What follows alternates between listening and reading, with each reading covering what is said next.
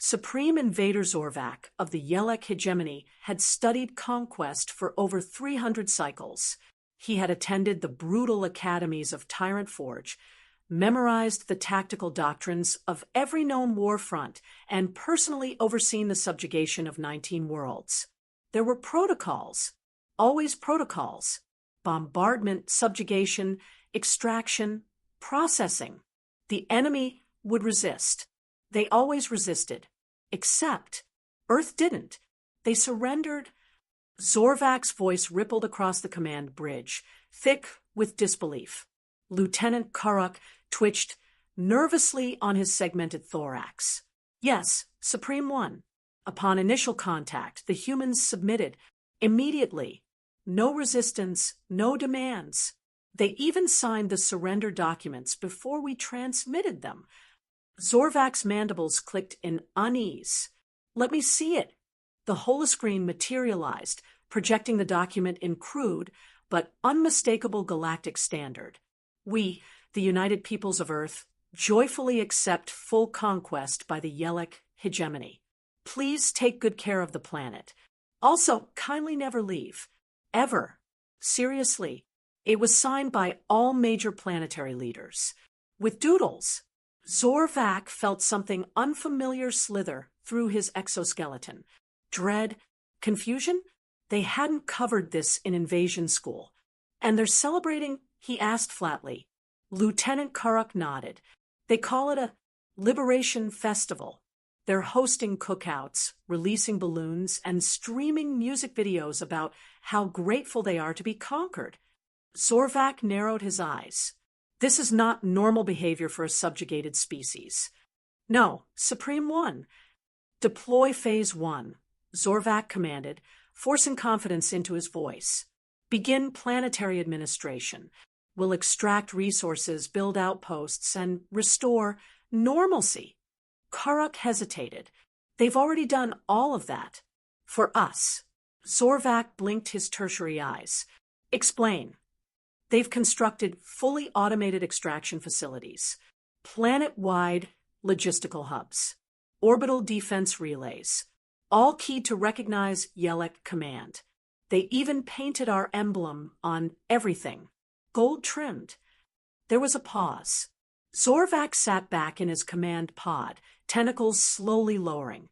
Are they trying to impress us? It appears so, sir. This was all wrong.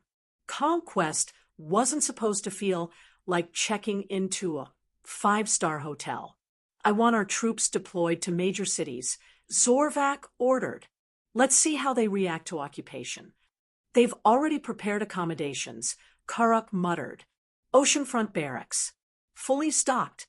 Spa units. Entertainment systems. Zorvak's eye ridges twitched. You're saying they've built us resorts? Yes, Supreme One. And they insist our soldiers relax regularly. Something called mandatory unwinding time. Zorvak stood slowly, his claws tapping against the polished obsidian floor. There's only one explanation for this, he muttered. They're trying to lull us into complacency, some kind of psychological ploy. Karuk considered this, then gestured at the screen. A new video feed opened. A parade in downtown Sydney. Humans danced alongside Yelek soldiers, offering them drinks and gift baskets. Children wore foam headpieces shaped like Yelek thoraxes. A blimp trailed a glowing banner. Thanks for the invasion. We love our tentacled overlords. Or, Karuk said, maybe they're just like this? Zorvak gripped the edge of the console. I need to lie down. Already arranged, sir, Karuk replied. They installed a massage pod in your quarters. Scented. 6 Earth days later, Supreme Invader Zorvak sat in his new office overlooking what the humans called the Pacific Ocean. He wore a ceremonial sash they'd gifted him that read, Best Oppressor, #1 in our hearts. It sparkled in the sun. Everything was still going perfectly. Too perfectly. His command logs showed 143% projected efficiency in extraction, 0 crime across all Yelek zones, and an 87% approval raiding from humans. They sent gifts daily, knitted socks, exotic fruits, self-composed songs. Last week, someone mailed him a video montage titled, 10 Reasons Why We Love Zorvac, and number 6 will shock you. And not a single human had resisted. Not one. This isn't victory, he muttered. This is entrapment. A soft chime interrupted his spiral. Supreme One, the diplomatic assistant droned. Your daily meeting with the Earth Liaison Council. Zorvac rubbed his brow with a claw. Fine. Send them in. The doors hissed open. 5 humans entered, all smiling, all too friendly. Leading them was a woman named Sarah Chen, who had quickly risen to be the most influential liaison. Hi, Invader, she beamed. We've got exciting updates. We finished your planetary defense grid. Zorvac blinked. My what? Defense grid, Sarah nodded. Fully automated. Nothing gets in or out. You're safe now. He didn't recall approving a defense grid. Another human, Muhammad, stepped forward. Also, we've passed mandatory appreciation laws. All humans now attend weekly seminars on how to better love their Yelek overlords. It's been fantastic for morale. Zorvac stared at them. The air suddenly felt colder. I see. And one more thing, Sarah added, still smiling. We've canceled your fleet's rotation orders. Can't have you leaving, can we? You're far too important.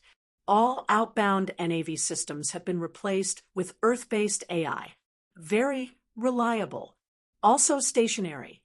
They filed out with perfect politeness, left behind a basket of chocolates and a handmade "Thanks for staying forever" card.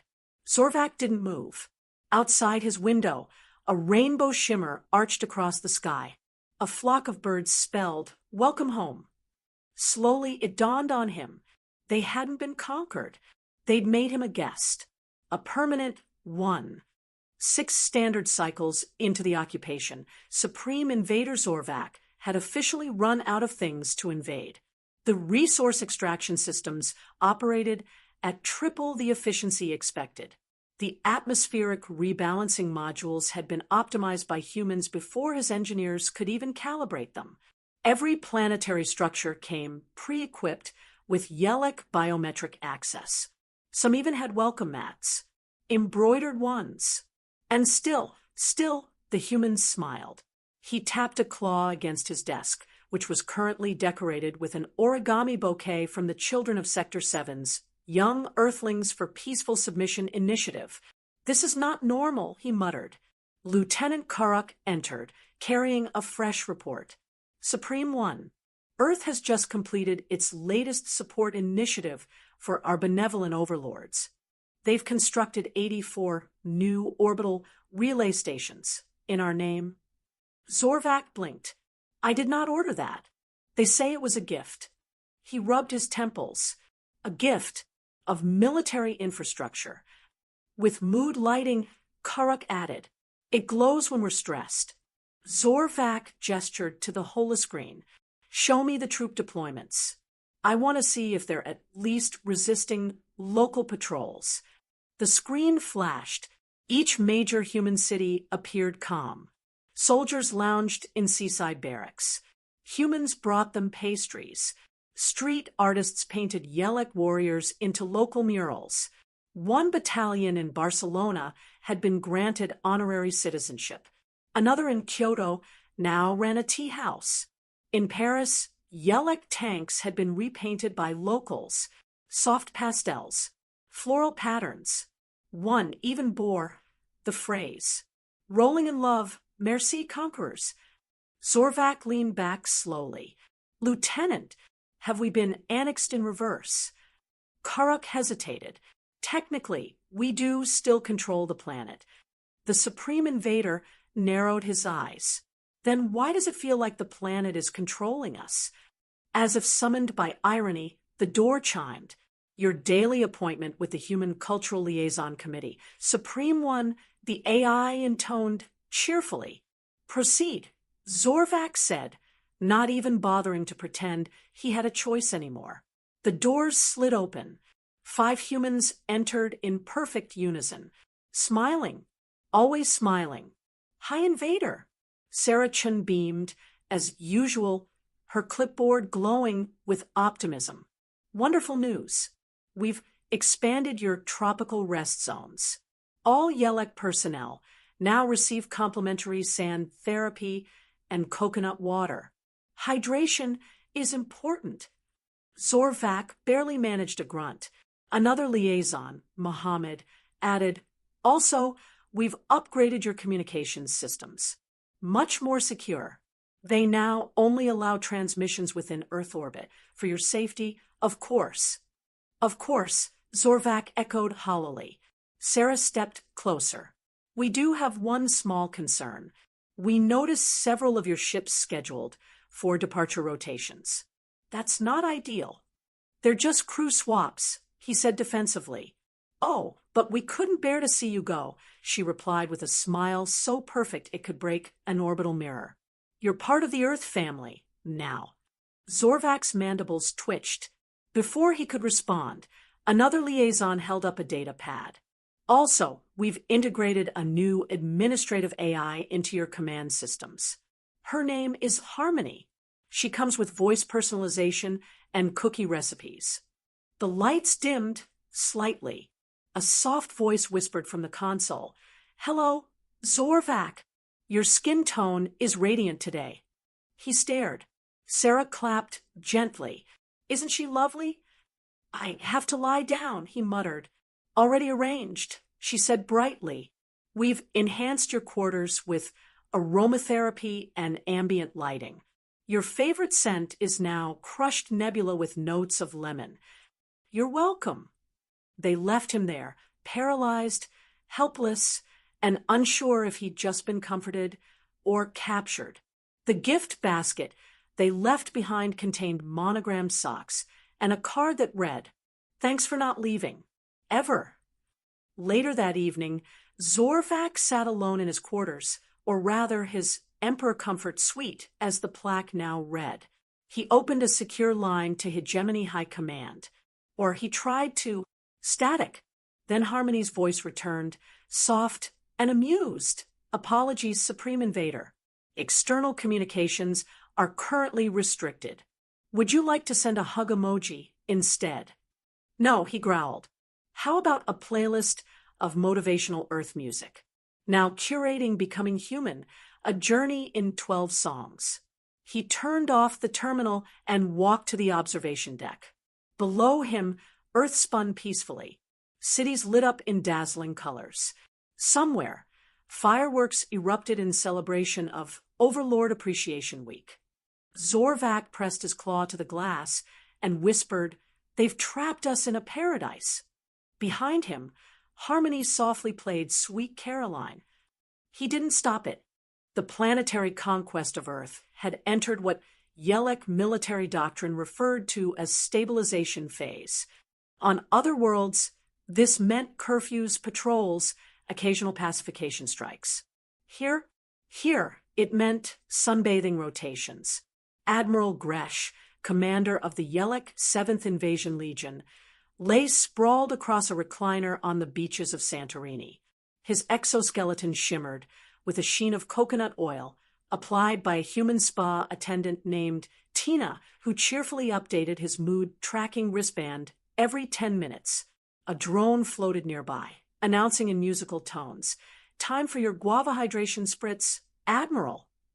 "I'm still technically in uniform," Gresh murmured, trying to convince himself of that as he sipped a chilled drink through a triple bend straw.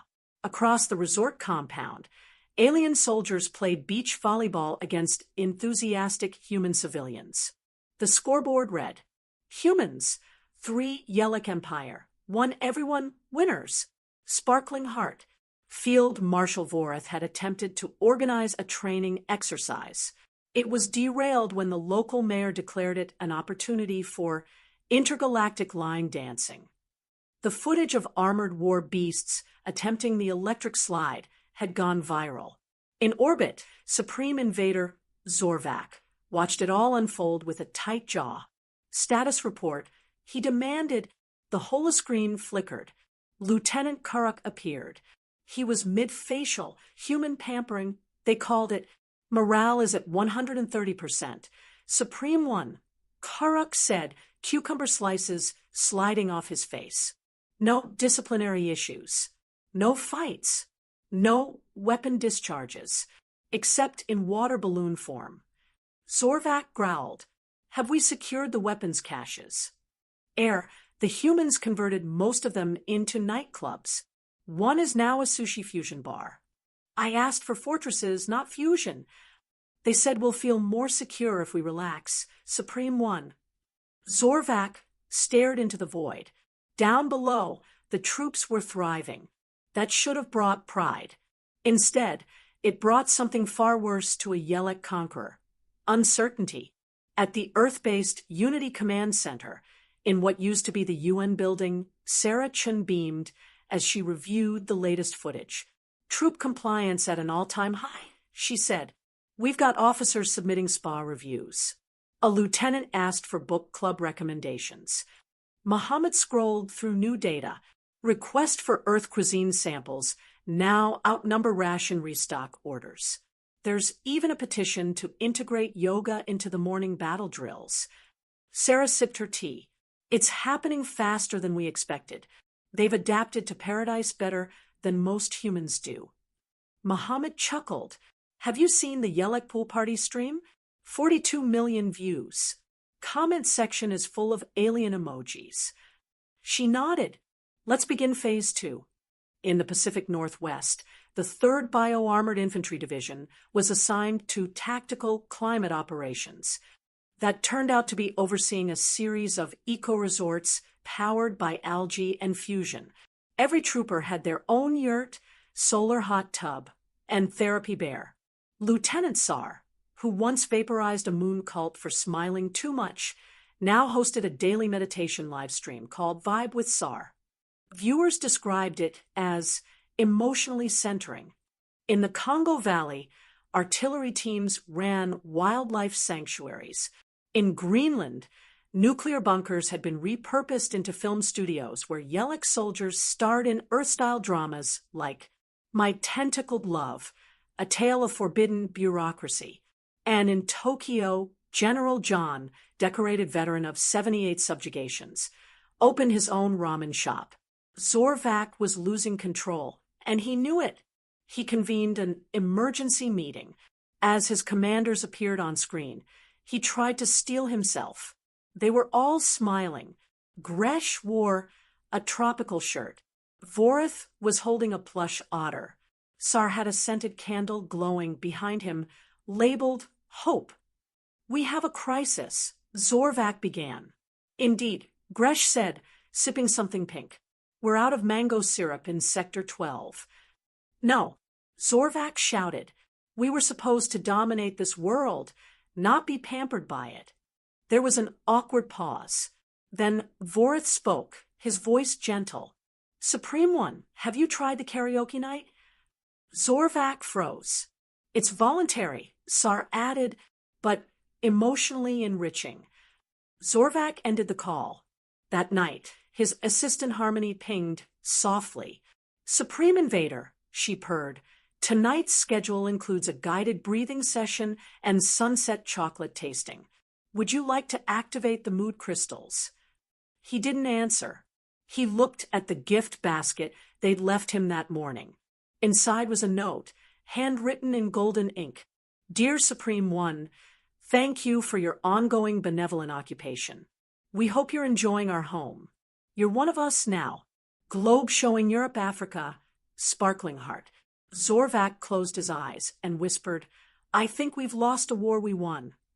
Harmony responded, cheerful as ever. Acceptance is the first step to joy. Supreme Invader Zorvac no longer slept, not because he was busy managing Earth's occupation, but because he couldn't shake the feeling that everything was wrong. His once proud fleet was still in orbit, but the crews no longer requested leave. They requested tourist visas. Engineering crews had retrofitted the cruisers, with skylights and open-concept common areas. One had been turned into a floating boba tea shop. Another streamed daily yoga classes. And then came the final blow, the rotation orders. High Command had approved a personnel swap. Except Earth's humans had canceled it. Zorvak's antennae twitched with panic as Sarah Chin entered his office, her usual impossible smile in place.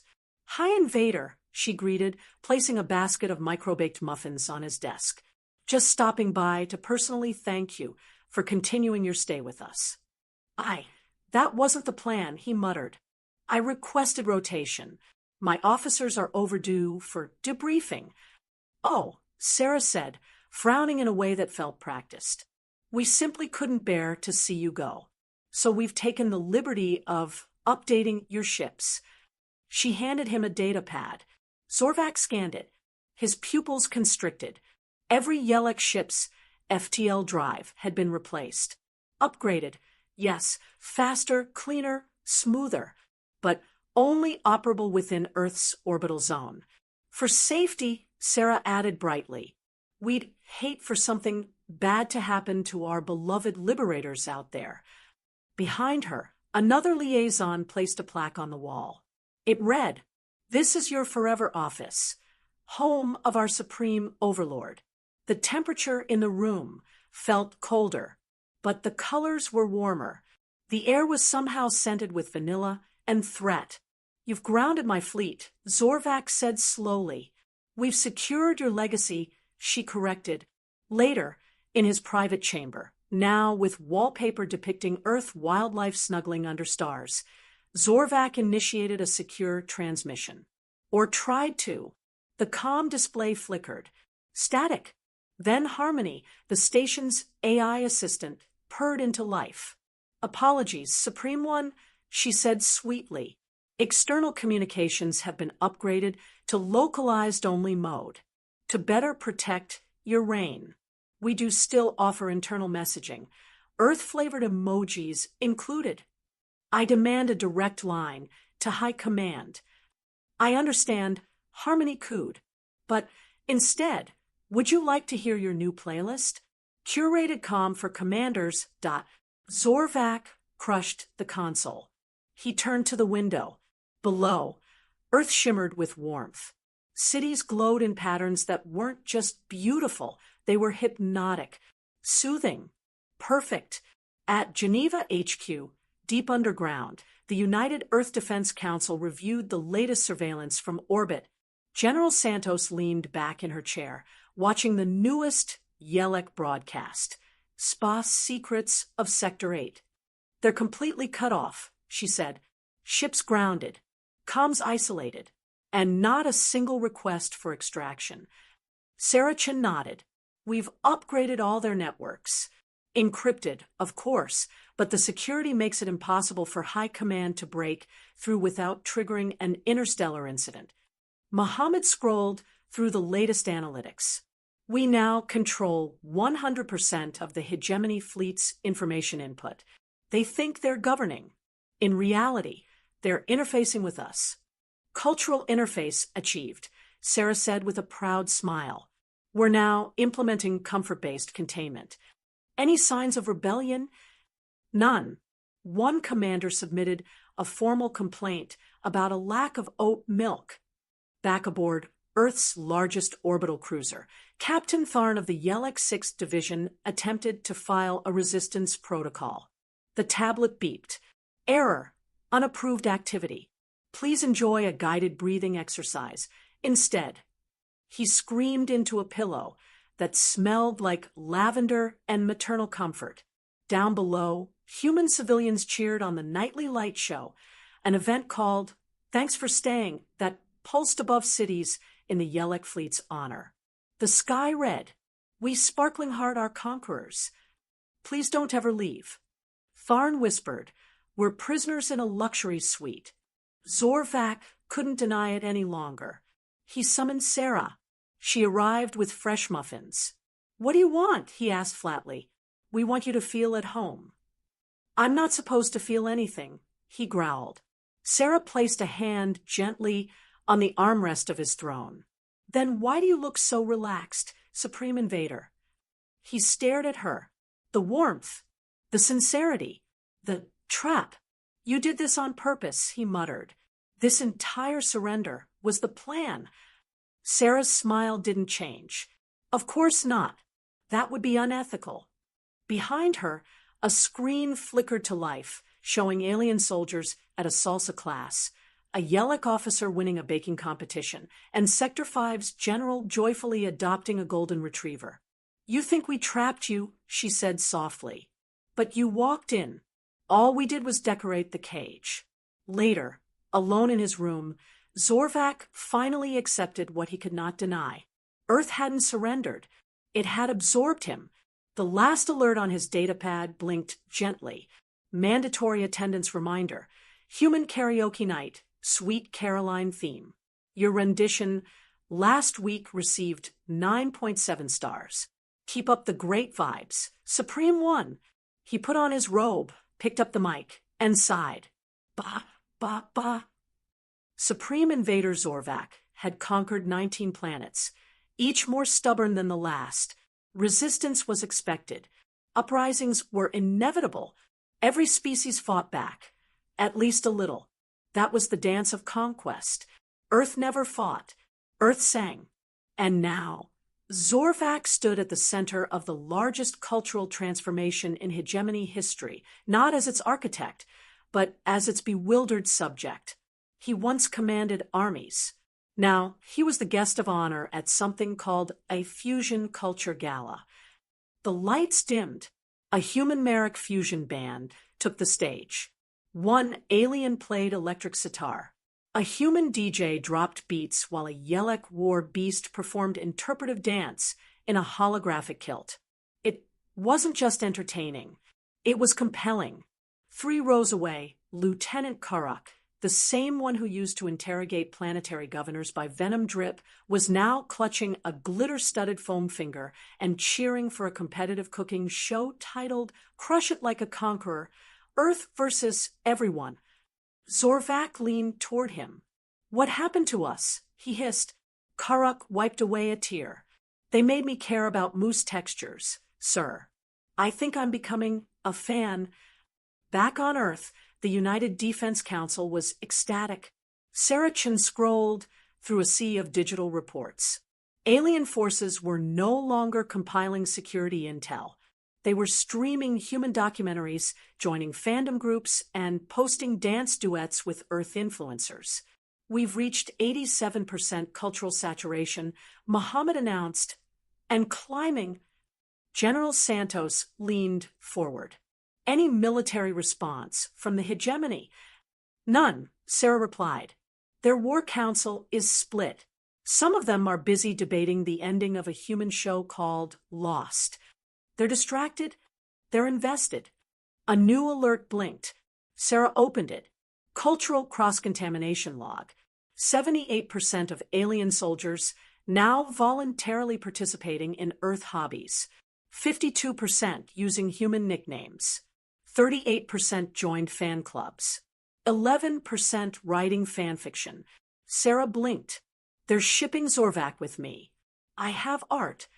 Up aboard the orbital cruiser, Dominator's Fong, Zorvac sat in his quarters surrounded by unsolicited fan mail from humans and aliens alike. One envelope read, "To our supreme sweetheart, please never leave Sparkling Heart."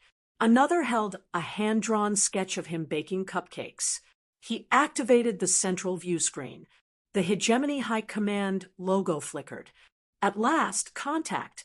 Supreme Invader Zorvac, said the Grand Strategist's voice. Status report. Zorvac straightened. This was his chance. To speak truth. To confess that Earth wasn't defeated. Earth had flipped the script. He opened his mouth. But something else came out. Have you ever tried churros? There was silence. What? They're these fried sticks of joy, he continued. Dusted in cinnamon. Dipped in chocolate. Transformational. A long pause. Then the strategist coughed. We're seeing some signs of cultural exchange up here as well. Our command ship had a karaoke night. Zorvac leaned in. Did you sing Sweet Caroline? The strategist didn't answer, but the silence said everything. At the next cultural summit, held on a floating sky garden above New York, Sarah greeted Zorvac with a warm smile and a bag of freshly baked cookies. "You've adjusted well," she said. "I'm adapting," he admitted, taking a bite. "What is this flavor?" "Pumpkin spice." Zorvac's eyes fluttered. "This is divine." "Just wait until autumn," she whispered. He looked at her, and then at the crowd of humans and aliens mingling across the venue. Former enemies laughing together, painting together, performing Shakespeare together. "This wasn't supposed to happen," he murmured. "No," she replied, "but it always does. Sooner or later, everyone tries to destroy us.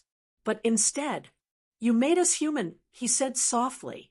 Sarah's eyes sparkled. "No, you chose to be. That's the trick." In the months that followed, Earth culture clubs popped up across alien worlds. Zorvac's favorite sitcom, The Office Galactic Remastered, won a council-wide media award. Alien chefs opened ramen bars. Hegemony warriors started dance crews. The occupation became a tourism campaign. Earth was now the cultural capital of the galaxy. And Zorvac, he began writing a blog. His latest post, Reflections of an Accidental Human, Why My Warship Now Has Been Bag Chairs. He signed off with a quote he'd seen on a sticker. "Resistance is futile, but this is fabulous." The request came disguised as a courtesy. "Dear Yelek High Command, your officers have been such delightful guests. We believe their families deserve to experience Earth's warm embrace as well. Attached are digital welcome kits, travel guides, and complimentary translator headbands for the little ones. Sincerely, the Earth Cultural Integration Bureau." And just like that, it began. The second wave. In orbit, the Dominator's Fong had long ceased to function as a battleship. Its crew now hosted Galactic Brunch Fridays. The dining hall echoed with the hum of jazz fusion and the clinking of alien teacups. Zorvac sat at the head of the table, watching a slideshow of recent arrivals. "Who approved this?" he asked. "They asked," replied Karak, now wearing a sweater vest that read "Best Intergalactic Uncle." "We didn't stop them." The first shuttles carried spouses, then children, then in-laws, then extended kinlands. Each arrival was met with welcome signs, hot chocolate, and Earth culture starter kits that included karaoke playlists and a scented candle labeled Existential Acceptance. By week's end, the Yelek military presence had doubled, not in firepower, in family size. On Earth, Sarah Chun sipped her tea and scrolled through the new intake logs. "Family integration is ahead of schedule," she said. 70% have signed up for Settling In with Sarah, our socialization podcast. Muhammad handed her a data pad. "We've had to expand the gift basket operation. Demand for Earth cultural trinkets is through the roof." The phrase, "Earth Core Chic," is now trending in 6 languages.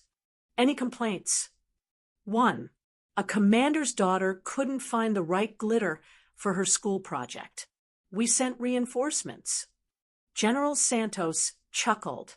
"You've turned a galactic military into a PDA." Back in orbit, Zorvac paced his newly remodeled command deck, now featuring a juice bar and wall decals that read, "Here comes the sun." Harmony, the ship's AI, cooed. "Your daughter's third art class begins in 10 minutes. Today's project, drawing your feelings about forced assimilation through collage." Zorvac growled. "It's not forced if it's voluntary." "Exactly," Harmony said sweetly. "Now smile for the class photo." A camera drone whirred by. Zorvac's smile looked like a grimace dipped in confusion. Later that day, he attended his daughter's school orientation. He tried to remain stoic, as a human teacher explained. Earth's core values, the importance of snack exchange etiquette, and why emotional regulation was part of the daily report card.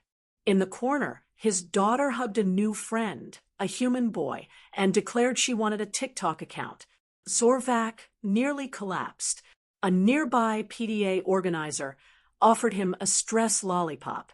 At Geneva HQ, Sarah smiled as a message came in. Cross-species adoption applications up 300%, all initiated by the YELEC. We didn't even have to suggest it. They're not just adjusting, Mohammed noted. They're blending. Good, Sarah said, because they still don't realize they're inside the cage. He raised a brow, still worried they'll figure it out. No, even if they do, it won't matter. She tapped the screen, highlighting a survey submitted anonymously by a YELEC officer. I know we're being assimilated, but I like it here. I laugh more. My joints don't ache. I've developed opinions about pasta. In a moment of clarity, Zorvac sat in his quarters staring at an old hollow photo of himself during the first invasion day, proud, commanding, invincible. Now, he was in fuzzy slippers, reading bedtime stories, planning a birthday party. He hadn't felt this safe in years, or confused, or emotionally vulnerable. He whispered to himself, "They didn't conquer us. We surrendered to something worse." A pause. Comfort. His daughter burst in. "Daddy, we're making pancakes shaped like war cruisers." Zorvac looked up, blinking. "Save me a big one." It began with a pizza recipe, one innocent exchange of tomato-sauced flatbread between a human chef and a YELEC food technician, and suddenly culinary integration was the top priority of the Third Orbital Legion. Supreme Invader Zorvac was horrified to discover that his military food budget had been diverted to a galactic fusion bake-off.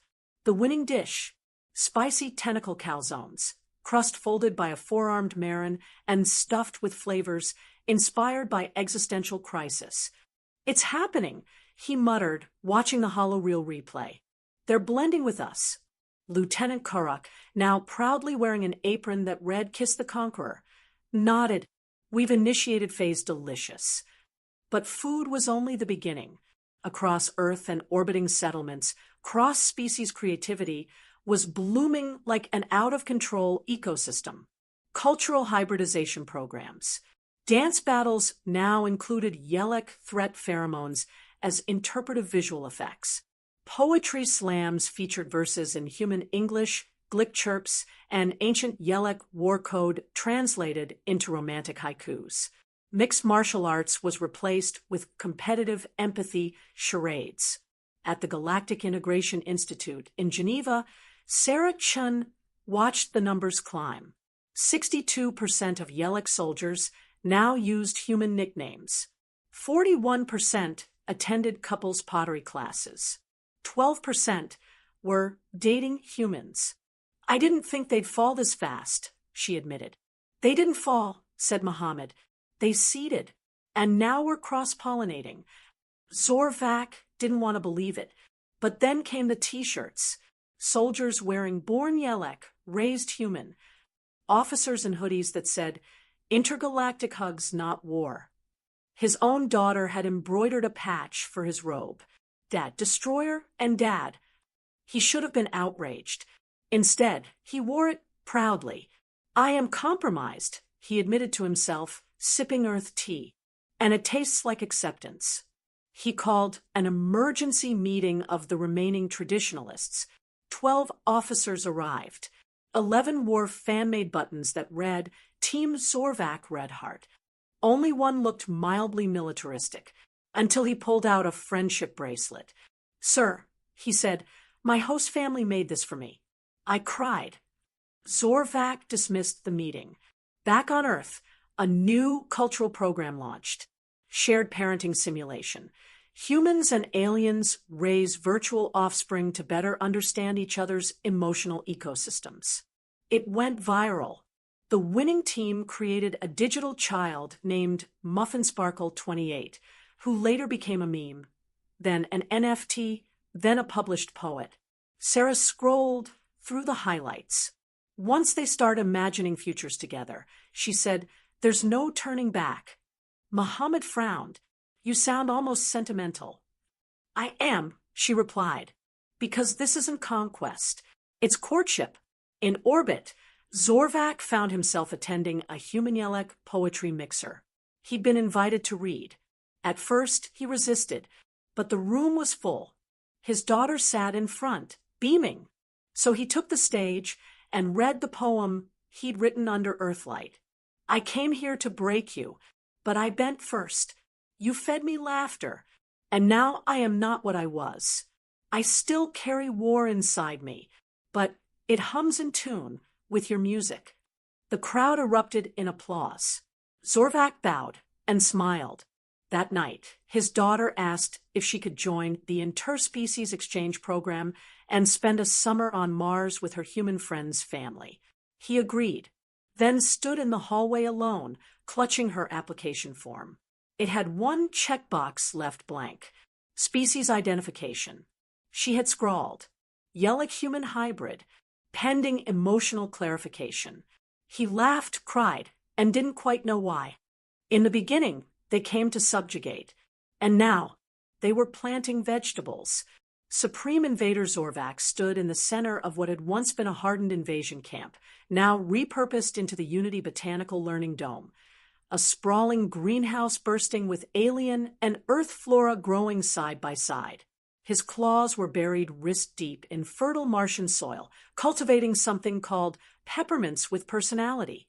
It wasn't just symbolic. It was intentional. Across the solar system, former Yelek bases were undergoing aesthetic repurposing. The Arctic Forward Base had become an ice sculpture school. The Sahara Command Post hosted stargazing retreats and desert yoga, and Sector Gamma 17, once a kinetic orbital weapons hub, now functioned as an interstellar compost lab. Composting is resistance. Read the mural. Zorvak stared at it too long. At Geneva HQ, Sarah Chun presented the latest integration map. Bright green blossoms represented cultural bloom zones. There were thousands. They're choosing growth, she told the council. It's gone beyond manipulation. We're not just leading them. We've become intertwined. General Santos peered at the map. Even the outer rim colonies, especially them. They say Earth feels like home now. One minister raised a skeptical brow. And if High Command sends reinforcements? Sarah didn't blink. Then we'll plant more gardens. Bigger ones. With stronger roots. Back in orbit, Zorvak found himself invited to Earth's Cultural Terrarium Gala. The event's theme, growth is the ultimate rebellion. He expected the usual sentimental chaos, poetry, music, awkward hugs. Instead, he was handed a shovel and led to a patch of soil inside a biodome overlooking the rings of Saturn. Choose a seed, Sarah said beside him. Why? He asked, overwhelmed. Because gardens are stories, she whispered. And yours is still being written. He looked around. Marin ferns grew beside earth lavender, Terran basil interwove with alien buzz vines. A child nearby laughed as a photosynthetic octoplant gave her a glowing blossom. He chose a strange blue seed, labeled Hopeberry, planted it, and cried when it sprouted instantly. Across the galaxy, cultures long separated by suspicion and conquest now began to mirror Earth's chaotic unity. Yelek poets hosted gardening streams. The Cristari began designing nebula top planters. The war-minded Bruvak collective established something called the Peace Petal Festival. Their motto, grow together or rot alone. Zorvak was sent an invitation, and a rose, wrapped in an Earth flag. 1 week later, on a diplomatic broadcast watched by 8.3 trillion viewers, Supreme Invader Zorvak addressed the galaxy. I came to destroy Earth, and they planted a seed in me. He paused, letting the silence bloom. Now I can't stop growing. His eyes glistened as he held up a living bouquet, Earth roses braided with Yelek thorns. We tried to burn them down. They gave us gardens. We tried to cage them. They gave us keys. And now, he smiled. We want to stay. Sarah Chun watched from her office as the stream went galactic. They're not becoming Earth, Muhammad said quietly. They're becoming something new, Sarah replied. A hybrid. A future. She turned to the window, where vines of Earth strawberries climbed an antenna beside Martian moss. Conquest is a single act, she said softly. But gardening, that's every day. In his quiet greenhouse suite aboard the Dominator's Fong, Zorvak tucked a sprouting hopeberry vine into bed. His daughter ran in, wearing a sun hat and carrying a watering can shaped like a star destroyer. Dad, it's your turn to read tonight. He picked up the book, The Gardener Who Came from the Stars. Page 1 read. He came to rule a world, but found a place to belong instead. He read until she fell asleep, then sat beside the seedlings, and smiled as they reached for the stars. In a chamber buried beneath 1,000 years of tradition, sealed by gravity locks and bureaucratic dread, the Emergency Council of Galactic Civilizations convened for the first time in 50,000 cycles. This was not a drill, not a simulation, not even a well-timed funding request. This was a cultural contagion, and it had a name: Earth. Supreme Overlords Ra of the Zextal crystalline hive slammed a glowing appendage on the table. We warned you all. They've infected the hegemony. Their memes have metastasized. High Matriarch Kapoor of the Marian clans hissed. Our young are rebelling against prescribed mate pairing. They want romantic options. They call it shipping. Emperor KXDR of the Cathy Empire trembled. My war priests now wear Earth fashion. They're debating whether a hot dog is a sandwich. A collective shiver echoed through the room. A hologram activated, displaying footage from Yelek space. Alien children practicing TikTok dances with human instructors. Warships refitted as food trucks, blaring lo-fi beats. Hegemony officers streaming their morning matcha moments on galactic live streams. They've introduced brunch, whispered a Montheri warlord. We don't even know what it is, but our soldiers insist it's the only acceptable meal format now. The room erupted into chaos. Shut down all communication. Quarantine Earth. Invoke the Non-Cultural Contamination Act of 938. But then came the worst news. They've reached the Grand Hegemon, said a voice, barely above a whisper. Silence fell. The display shifted to a live feed. The Grand Hegemon, once the stern, fire-eyed symbol of ruthless galactic power, was now wearing tie-dyed robes and Crocs. He waved at the camera. Namaste, y'all. Today we'll be doing breath work and unboxing artisanal Earth cheeses. The chamber collectively lost its mind. Before the screaming reached catastrophic levels, a new voice echoed across the chamber. Calm, terrifying, human. Hi, everyone. Every delegate turned toward the entrance. Sarah Chun stood there, unarmed, smiling. She walked with the confidence of someone who knew they had already won, and that their enemies would thank them for it later. How did you get in here? Zra demanded. This is the most secure facility in the galaxy. Sarah tilted her head. Are you sure? Silence. Now that she mentioned it, no one quite remembered how the chamber had been built, or who designed the welcome mats. You're asking the wrong question, she continued. You're asking how to stop us. You should be asking. She gestured to the screen behind her. Billions of aliens laughing, eating, loving, dancing, not like humans, but with them. Why your people want to be us? Kapoor snarled. You've corrupted them. No, Sarah replied, eyes glinting.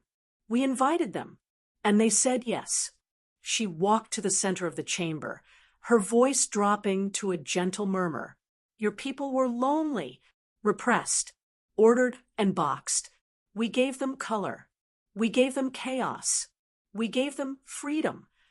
Zra rose, crystalline body vibrating with outrage. You're dismantling our cultures. No, Sarah said, now softly smiling. We're gardening.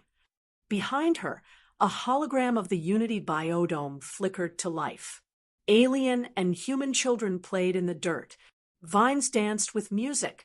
A butterfly landed on a war beast's horn. Everything grows, she said. You can't stop it. You can only decide whether to bloom or wilt. Emperor KXDR's voice was small. My daughter sings. Good, Sarah replied. She's happy. Even better. He sat back down and didn't protest when his aides ordered brunch. Back in her Geneva office, Sarah watched the feed as the emergency council disbanded, not with a vote, but with an exchange of Earth recipes and VR headsets. Muhammad approached. You broke them. Sarah shook her head. No, I unlocked them. He raised an eyebrow. And if they come to their senses. She held up a jar of peace pickles, hand-labeled by a Yelek schoolchild. They won't. They're already one of us. In orbit, Supreme Invader Zorvac stood before a new banner. Welcome to Earth, the forever guest experience. He turned to his daughter. She handed him a smoothie. He sipped, smiled, and whispered, resistance was overrated anyway. 5 years later, the grand hegemon of the known galaxy leaned back in his ergonomic hammock, gently rocking between two flowering trees on Earth's orbital moon sanctuary. He wore a sequined floral robe, custom Earth flip-flops, and a bucket hat that read, Vibes over violence. He was live-streaming. Welcome back, Star Souls, he cooed into the camera.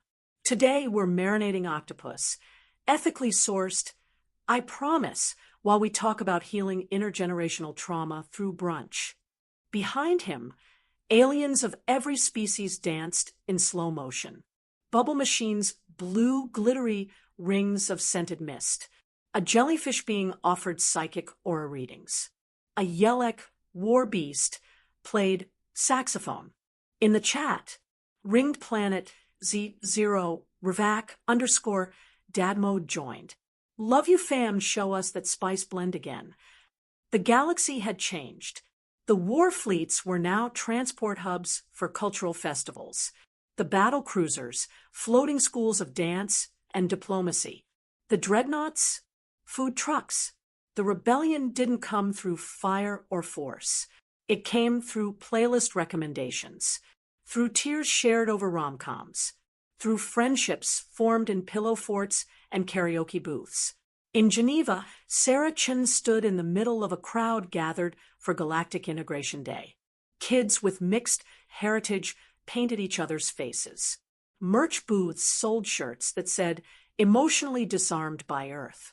She smiled as she watched Supreme Invader Zorvac take the stage. He no longer wore armor. His ceremonial robe had been converted into an embroidered academic gown.